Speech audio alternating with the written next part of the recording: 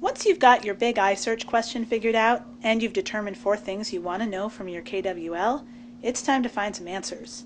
That means finding a variety of reliable sources.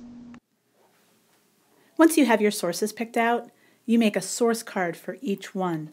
This is my first source. I know it's my first source because of the number 1 right here in the corner.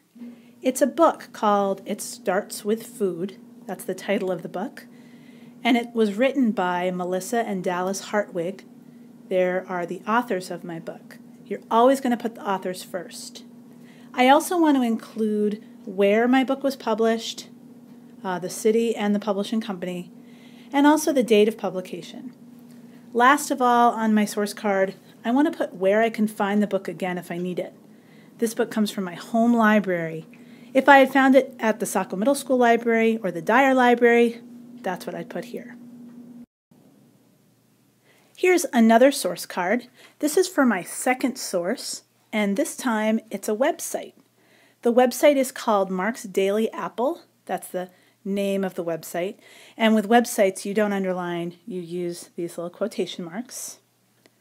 And this is a website that is written and created by a guy named Mark Sison. So again, I put that first.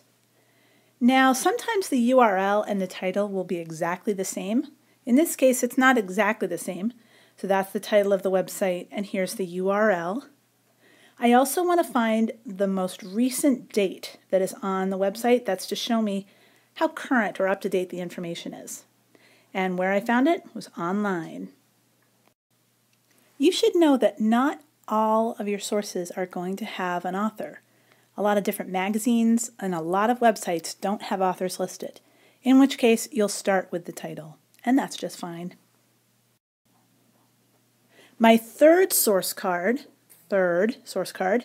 is my interview that I'm going to have with Kelly Whelan. So this time my source is a person, right?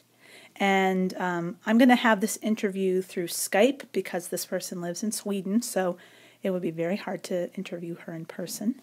And even though this hasn't happened yet, this is when we're scheduled to have our interview on January 12th.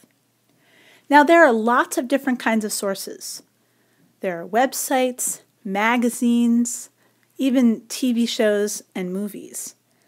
And for every single source you have, you need to have a source card and a corresponding number, which will be really important when you go to make your note cards. So that's it. Don't forget to find a variety of reliable sources and make sure you create a source card for each one with its own number. You'll be using those numbers later when you create your note cards, which will be our next video. Thanks, everybody.